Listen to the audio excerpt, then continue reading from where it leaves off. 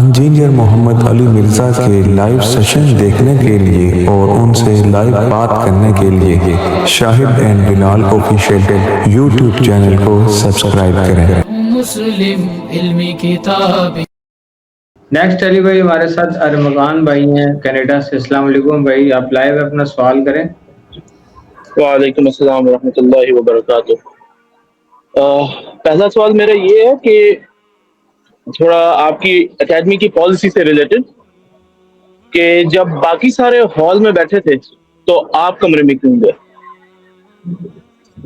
یہ آپ کا پہلا سوال ہے؟ جی ہاں جی، السلام علیکم ورحمۃ اللہ ارمغان بھائی۔ وعلیکم السلام ورحمۃ اللہ وبرکاتہ۔ جب یہ اٹیمپٹ ہوئی ہے نا، تو اس کے بعد کی ساری ویڈیو آپ نے ریکارڈڈ دیکھی ہے، اور اگر ہم نے کوئی اس طرح کی چیز پبلک سے ہٹا کے کرنی ہوتی تو ہم وہ والا پورشن اپلوڈ ہی نہ کرتے۔ تو میں الگ سے کہیں نہیں گیا بھائی، اسی ہال میں ایک کمرہ بنا ہوا ہے، کوئی الگ سے کمرہ نہیں بنا ہوا، اس کا دروازہ اسی ہال میں کھلتا ہے، وہ اسی ہال کا حصہ ہے، صرف بیچ میں ایک دیوار ہے۔ اور اس میں اس لیے گیا کہ اس میں ہماری باقاعدہ LED لگی ہوئی ہے جس کے اوپر سارے کیمرے لگے ہوئے ہیں۔ میں ریئل ٹائم وہ ڈیٹا دیکھنے کے لیے گیا کہ اس وقت باہر کی کیا صورتحال ہے، تاکہ اس کے مطابق ڈیسیژن لیا جائے۔ اور وہاں جا کے میں نے کیمرے میں ساری چیز آبزرو کی، پھر جو کنسرن لوگ تھے نیچے ڈیوٹی کے اوپر معمول، ان سے میں نے فون پہ رابطہ کیا اور پوری سچویشن ڈسکس کی کہ اس وقت کیا صورتحال ہے اور کیا معاملات ہیں۔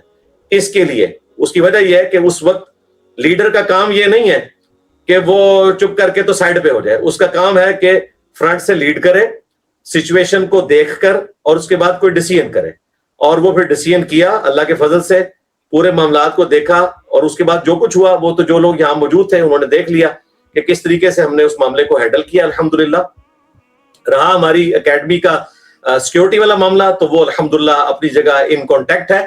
میں اس کمرے میں ہوں یا اس ہال میں ہوں، اس ہال تک پہنچنے کے لیے کئی ایک سیکیورٹی دروازے ہیں، بیریئرز ہیں لوہے کے، اور ان میں ایسے بیریئر ہیں جو بم پروف ہیں۔ ان کو بم سے کوئی اڑانے کی کوشش کرے تو وہ بھی نہیں اڑا سکتا، وہ اوپر ہال تک وہ پہنچنے کا کوئی تصور بھی نہیں کر سکتا۔ ٹھیک ہے، تو یہ میں نے آپ کے پوچھنے پہ، آپ نے چونکہ انفارمیشن لینا چاہیے تو میں نے بتا دی۔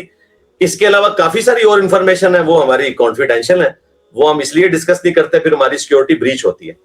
تو آپ کا یہ کہنا کہ میں وہاں سے چلا گیا تھا، میں وہیں موجود تھا، اور آپ دیکھ لیں لوگوں کے ساتھ جب اس طرح کے معاملات ہوتے ہیں تو وہ تو پھر درس بھی کینسل کر دیتے ہیں۔ اس کے بعد میں نے 2 گھنٹے کا پورا درس دیا اور اس ٹاپک کو بھی چینج نہیں کیا۔ جی ہاں، لوگوں کی کیا حالت ہوتی ہے میں آپ کو بتانا نہیں چاہتا، میں کوئی اپنی کو بڑائی نہیں بیان کرنا چاہتا، تو میں نے درس وہی دیا جو میں نے دینا تھا، اور پورے پیشن کے ساتھ دیا۔ تو آپ کو کہیں نظر آیا کہ میری کوئی درس میں کوئی کمزوری ہے؟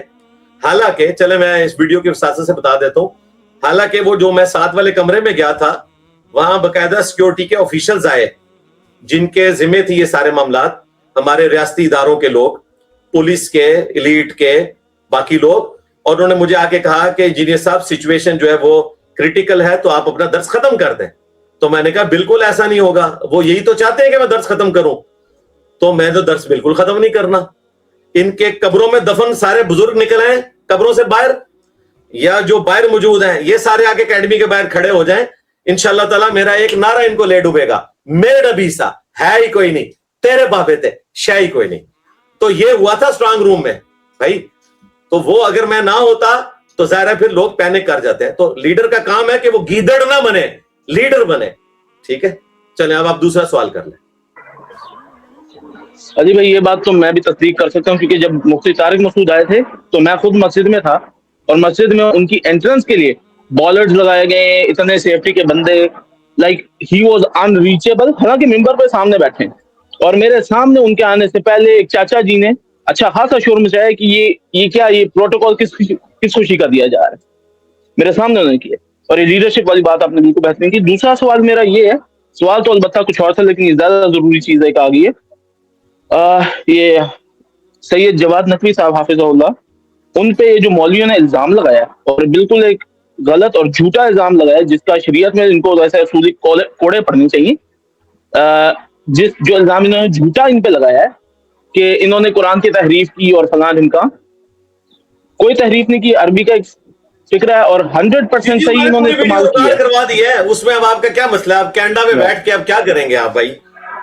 سر میرا سوال یہ ہے, یہ مولوی اتنا اس پہ بول رہے ہیں, جس جرم کا انہوں نے بات صاحب کو الزام لگایا ہے, جھوٹا الزام, وہی جرم ان کے اپنے مشاری راشد نے وہ جرم کیا ہے, قرآن کی تحریف کی.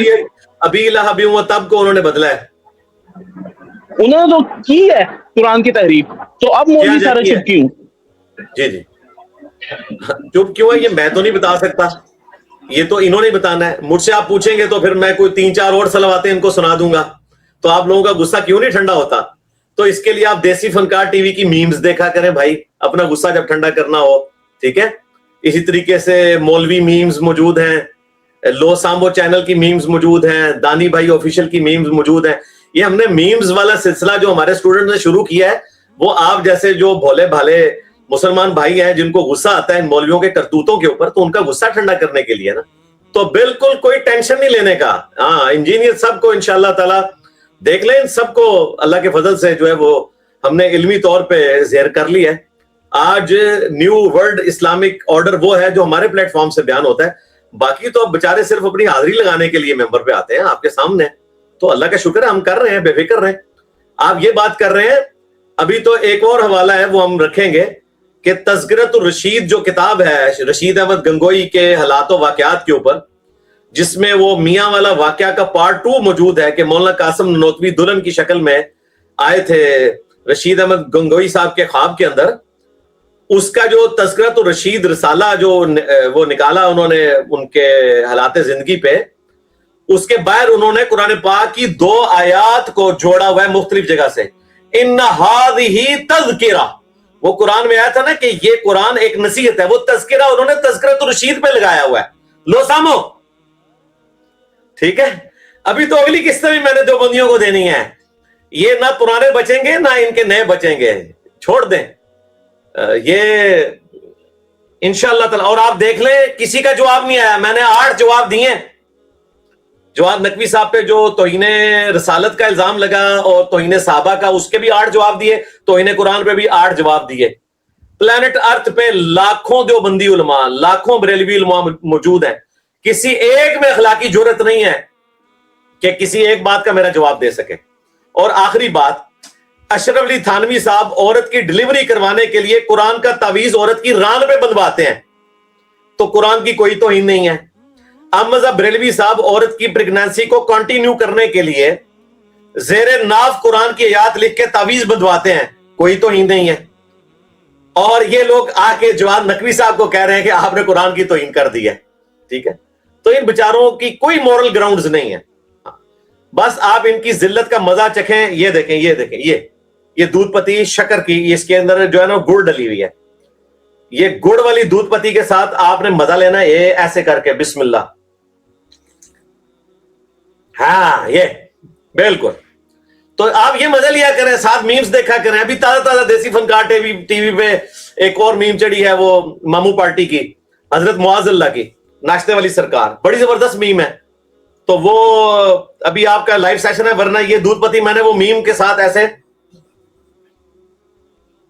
میمز دیکھنی تھی. میمز دیکھا کریں آپ, ٹینشن لینا چھوڑ دیں. ہم ہیں نا الحمدللہ مولویوں کو پورا پڑھنے کے لیے. چلیں اب آپ پکچر بنائیں اور اگلے بھائی کو موقع دیں.